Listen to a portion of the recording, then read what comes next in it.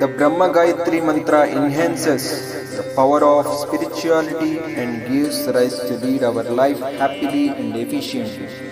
After that, you will get to know the future in which you guess your future within less time. For every second, every minute, every hours, every days, every weeks, every months, and also every year, there will be good sign of symptoms which gives blessings together for you and your family. This brings real wealth and prosperity, which is health to your own existence and experiences with practicality and mental awareness. Thanks friends. I am going to start the Gayatri Mala mantra from now onwards. Please listen to that. Gayatri Mala mantra. Yam punyam punyakale mahapunyam shubhatitau parabrahmaswarupi Shri Gayatri Prityartham Mala mantra japamaham karishye tat nirvignartha siddhyartham yatha shakti Gayatri Mala japam karishye. After preaching this mantra, we should start Gayatri mantra, that is Om Bhur Bhuvah Swaha Tat Saviturvarenyam Bhargo Devasya Dhimahi Dhiyo Yonah Prachodayat. This mantra should be preached minimum of 54 times, maximum of 1008 times to the working procedure of this whole mantras. We should give even tarpanas, and I will say that in next audio. Asya Shri Gayatri Mala mantrasya Vishwamitra Rishihi Gayatri Chandaha Parabrahma Swarupi Gayatri Devatam Ram Bhijam Bhargaha Shaktihi Ki Dhiyaha Kilakam Parabrahma Swarupi Gayatri Prityartham Jape Vinyogaha. After saying this, we should start Anganyasa and end with Karanyasa and do Digbandhana of inhaling the existence or experience of ourselves in presence of Gayatri Devi. Atha Dhyanam. I am explaining about all this Anganyasa, Karanyasa at the ending of this mantra. Let's start the Dhyanam mantra. Hridaya Kamala Madhye Deepavagvedasaryam Pranavamaya Matarakshya Yogiridhyanagamyam Hari Guru Shiva Yogat Sarva Bhutatvam Sattodapi Mananatvam Jhayate Yasya Muttaha Iti Dhyanam. This is for Dhyana. The next mantra is Om Bhuloka Bhuvarloka Swarloka Maharloka Janarloka Tapoloka Satyaloka Jyotirloka Apsaraloka Rasa Kinnaravrtasya Brahma Trailokya Tadvaikuntha Shiva Veda Nakshatra Chandra Surya Ishanadi Ashtadasha Purana Tala Vitala Sutala Tala Tala Rasa Tala Patala Mahapatala Mandukadi Dhruva Mandala Paryantara Nana Vidasthavara Jangama Sarva Deva Daitya Manshadi Naga Kinnaradi Krimi Kitadi Patangam Swasthaya Vishwarupityaha Brahmarupityaha Brahmadi Pilikantam Brahma Gayatriyaha Sri Lavarnaha Samyutam Om Bhur Bhuvasya Swaha. After saying this mantra, we should give tarpanas to every Ashtadikpalakas and Gayatri Devis, in which showcases the talent and existence of Gayatri Devi. Say, first tarpana. Marjanaha tapaha satyam jvala jvala prajvala jvala malini swaha Parabrahma Swarupi Shri Gayatri Devim tarpayami tarpayami tarpayami. The next mantra is Om Tatsavitur Varenyam Mahakalacha Jvala Jvala Prajvala Jvala Malini Swaha Parabrahma Swarupi Shri Gayatri Devim Tarpayami Tarpayami Tarpayami. The next mantra, which will be Tarpanas. Om Bhargo Devasya Dhimahi Paranjoshi Mahakalacha Mahajwala Malinim Swaha परब्रह्मस्वरूपी Shri Gayatri Devi तर्पयामि तर्पयामि तर्पयामि. The next mantra is Om Dhiyo Yo Nः प्रचोदयात् परोरजसो सावधूं चंद्रार्काग्नि ज्वल ज्वल प्रज्वल ज्वालामालिनी स्वाहा. परब्रह्मस्वरूपी श्री गायत्री देवी तर्पयामि तर्पयामि तर्पयामि.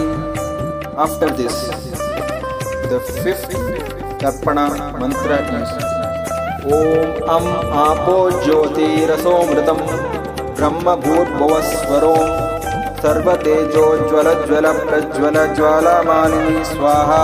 परब्रह्मस्वरूपी श्री गायत्री देवी तर्पयामि तर्पयामि तर्पयामि. The sixth tarpana goes like this.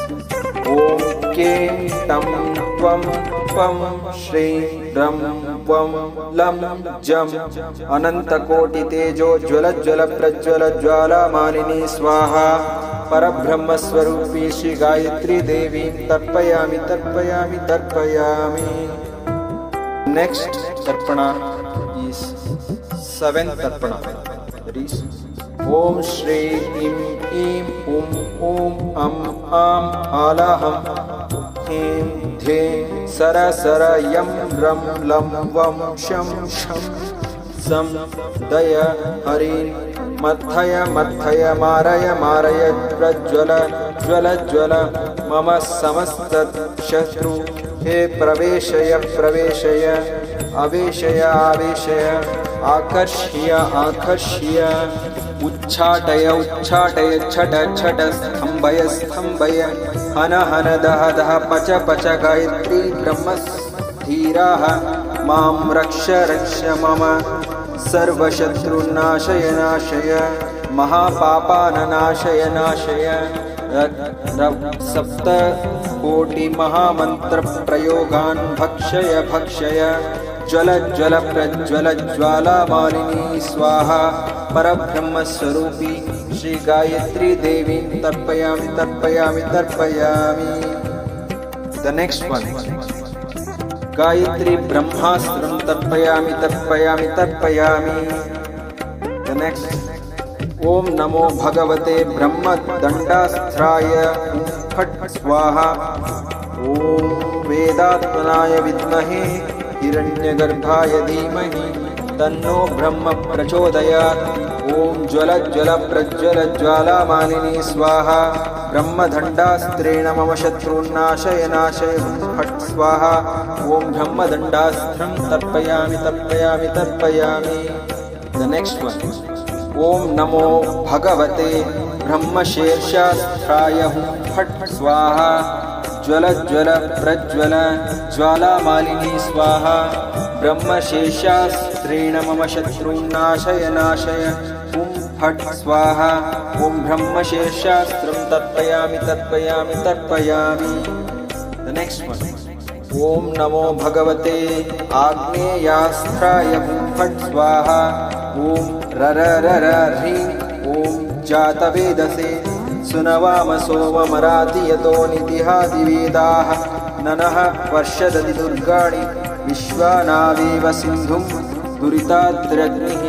रर रर ह्रीं ओम ज्वल ज्वल प्रज्वल ज्वालामालिनी स्वाहा. आग्नेयास्त्रेण मम शत्रुन्नाशय नाशय फट् स्वाहा. ओम आग्नेयास्त्रं तर्पयामि तर्पयामि तर्पयामि. The next one, ओम नमो भगवते नारायणास्त्राय फट् स्वाहा. ज्वल ज्वल प्रज्वल ज्वालामालिनी स्वाहा. नारायणास्त्रेण मम शत्रुन्नाशय नाशय फट् स्वाहा. ओम नारायणास्त्रं तर्पयामि तर्पयामि तर्पयामि. The next one, ओम नमो भगवते पाशुपदास्त्राय फट् स्वाहा. श्लीं पशु फट् स्वाहा. ज्वल ज्वल ज्वालामालिनी स्वाहा. ओम पाशुपदास्त्रं तर्पयामि तर्पयामि तर्पयामि. The next one, ओम सहस्रारः फट् स्वाहा. सहस्र चक्र सुदर्शनाय फट् स्वाहा. सुदर्शन चक्रेण मम शत्रुन्नाशय नाशय फट् स्वाहा. सुदर्शनास्त्रं तर्पयामि तर्पयामि तर्पयामि. The next one. This is the last tarpana we give to Gayatri's ascendants. That is Om Aghorasthaya Phat Swaha Sphura Sphura Praspura Ghora Taratanarupi Prajatakaha Kaha Mama Bandhaya Bandhaya Ghataya Ghataya Pat Swaha Jala Jala Jwala Malini Mama Shatrun Nashaya Nashaya Phat Swaha Aghorasthan Tarpayami Tarpayami Tarpayami. This gives the whole concept of Gayatri Mala Mantra, and it gives the wealth, prosperity in life, every kind of people. So I conclude this only for Brahmins to do, and the rest of the religions or other caste or other traditions which they give up should not be given to others. This is confidential for Brahmins. That's it. Thank you, one and all.